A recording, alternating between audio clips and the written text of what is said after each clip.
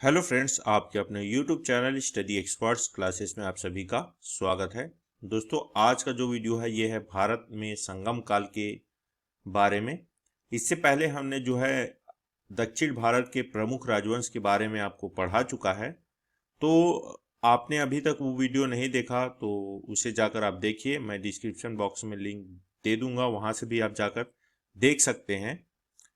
तो ये जो वीडियो है, आज का जो है वीडियो हम स्टार्ट करते हैं। देखिए, स्टार्ट करने से पहले मैं आपको बता दूं कि आप हमारे चैनल को अभी तक सब्सक्राइब नहीं किए तो प्लीज़ हमारे चैनल को सब्सक्राइब कर लें। ऐसे ही हम जो है वीडियो आपके लिए लाते रहते हैं, जो है भारत के इतिहास के बारे में। तो आज का जो वीडियो है स्टार्ट करते हैं। चलिए पढ़ते हैं भारत में संगम काल। ठीक है।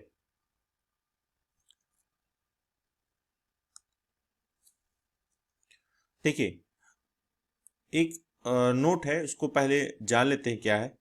चोल, चेर तथा पांड्य, इन तीनों वंशों के काल को जो है संगम काल कहा जाता है। सबसे इंपॉर्टेंट बात यह है कि संगम काल किसको कहते हैं, तो यही है कि चोल, चेर और पांड्य, इन तीनों के वंशों के काल को जो है संगम काल कहा जाता है।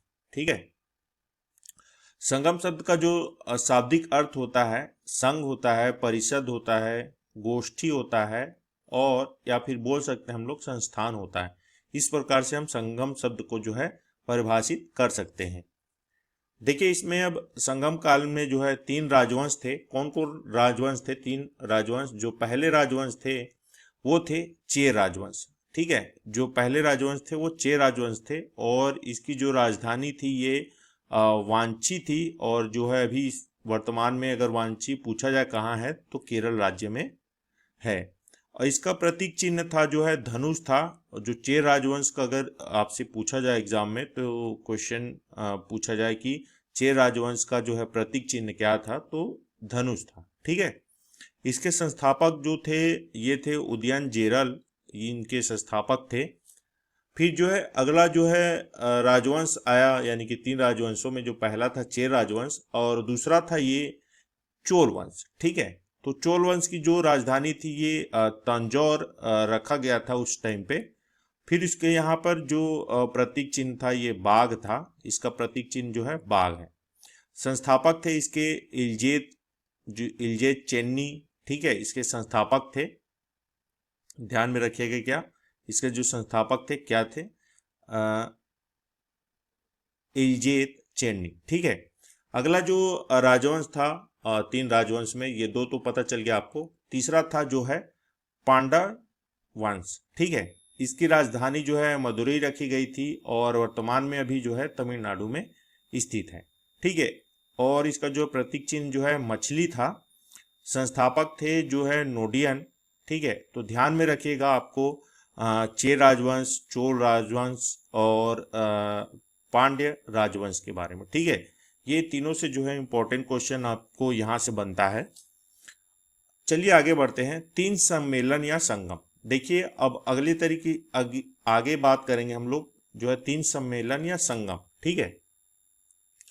देखिए, कौन कौन से तीन सम्मेलन हुए थे उस टाइम पे। तो प्रथम सम्मेलन जो हुआ था ये हुआ था मदुरई तमिलनाडु में। अगला जो इसमें जो सम्मेलन हुआ था वो जो हुआ था वो हुआ था आपका कपाटपुरम में। ठीक है, कपाटपुरम अलवे में। ठीक है। और जो प्रथम सम्मेलन के अध्यक्ष थे अगस्त्य और ऋषि थे, और जो दूसरे सम्मेलन के अध्यक्ष थे ये तोल्कापियर थे।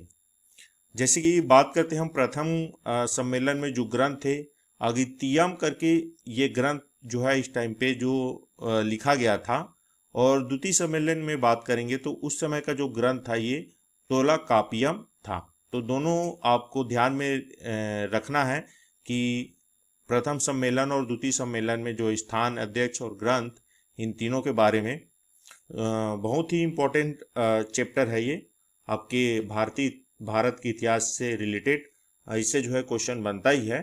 दोस्तों, ये वीडियो आपको अगर अच्छा लग रहा तो वीडियो को लाइक जरूर करें दोस्तों के साथ, और शेयर भी जरूर करें। चलिए तृतीय सम्मेलन की ओर बढ़ते हैं। तृतीय सम्मेलन देखिए ये हुआ था मदुरई में हुआ था, और इसके अध्यक्ष थे नक्कीरर। ठीक है। और उस समय का जो ग्रंथ हुआ कर था इस समय का तिथि सम्मेलन में, ये थे इतु तो गोई करके ये ग्रंथ हुआ करता था उस टाइम पे, ठीक है। आगे बढ़ते हैं। अब जानेंगे कि उत्तर प्राचीन कालीन चोल या द्वितीय चोल, ठीक है, यानी कि जो इसका काल था 850 से लेके 1200 ईस्वी तक था, ठीक है। इसके बारे में जान लेते हैं कुछ। देखिए, इसके जो संस्थापक थे ये थे विजयालय, और ये जो है इनको जो है नर केसरी की एक उपाधि दी गई थी, किसको, विजयालय को, ठीक है।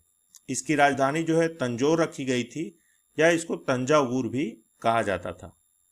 इस वंश की जो प्रधानता थी स्थापित करने का श्रेय जो है परांतक प्रथम को है, ठीक है। इसमें जो है इस वंश की जो प्रधानता है स्थापित की है उनका नाम जो है परांतक प्रथम था, ठीक है।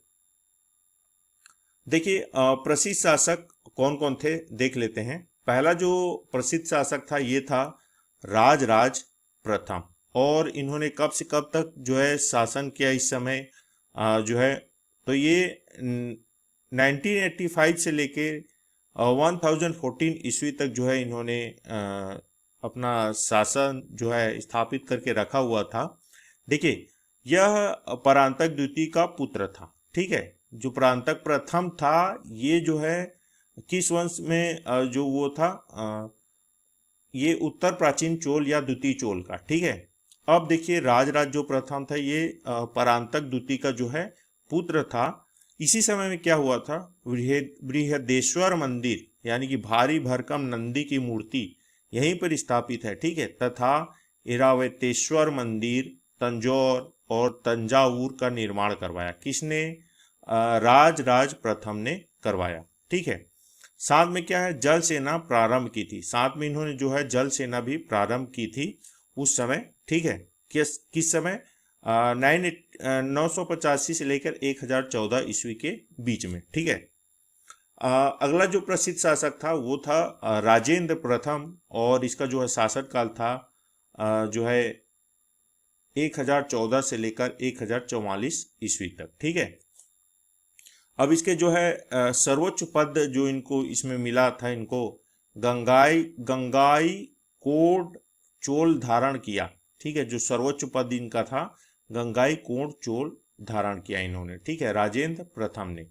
तो आपका एग्जाम में ऐसा पूछा जा सकता है कि राजेंद्र प्रथम ने जो है सर्वोच्च पद में क्या धारण किया, तो आप बता सकते हैं गंगाई कोड चोल जो है धारण किया। अब देखिए, गंगाई कोड पूरम मंदिर का निर्माण भी इन्हीं ने करवाया था। किसने, राजेंद्र प्रथम ने, ठीक है। तो ये भी बहुत इंपॉर्टेंट है, ध्यान में रखिएगा इसको भी, ठीक है। देखिए, कुछ महत्वपूर्ण तत्व को भी जान लेते हैं हम, ठीक है। महत्वपूर्ण तत्व ये है आपका कि चोलों की शक्तिशाली नौसेना के कारण बंगाल की खाड़ी को चोलों की झील कहा जाता था। देखिए, चोलों की इतनी शक्तिशाली नौसेना थी, तो जो बंगाल की खाड़ी को, यानी कि जो बंगाल के खाड़ी था उसको क्या कहा जाने लगा, चोलों का झील कहा जाने लगा, ठीक है। और उस समय जो है बहुत ही प्रसिद्ध जो प्रतिमा थी वो नटराज की जो प्रसिद्ध चतुर्भुज जो प्रतिमा है इसी काल की है, ठीक है। किस काल की, आपके संगम काल की। ध्यान में रखिएगा, अगर पूछा जाए कि नटराज जो है जो प्रसिद्ध चतुर्भुज प्रतिमा है ये किस काल की है, तो आप बता सकते हैं कि जो है संगम काल की जो है ये प्रतिमा है, ठीक है। प्रशासनिक इकाई जो है नाडू है, कुर्रम है, ऊर है, नगरम है आदि है, और इसके अलावा और बहुत सारे जो है प्रशासनिक इकाई भी थे। प्राचीन चोल काल में ब्राह्मणों को पंचायत व संस्था बहुत प्रसिद्ध थी जिसे वारियम कहा जाता था। ध्यान में रखिएगा, संगम काल में जो है प्राचीन चोल काल में जो है ब्राह्मणों की जो पंचायत और संस्था थी उसको क्या कहा जाता था, तो ये वारियम कहा जाता था, ठीक है। तो दोस्तों आज के लिए बस इतना ही। अगर ये वीडियो आपको अच्छा लगा तो वीडियो को लाइक जरूर करें, दोस्तों के साथ शेयर जरूर करें, और कमेंट करके बताएं कि आपको ये वीडियो कैसा लगा। और अभी तक हमारे चैनल को सब्सक्राइब नहीं किए हैं तो प्लीज़ हमारे चैनल को सब्सक्राइब भी कर लें, ठीक है। धन्यवाद दोस्तों।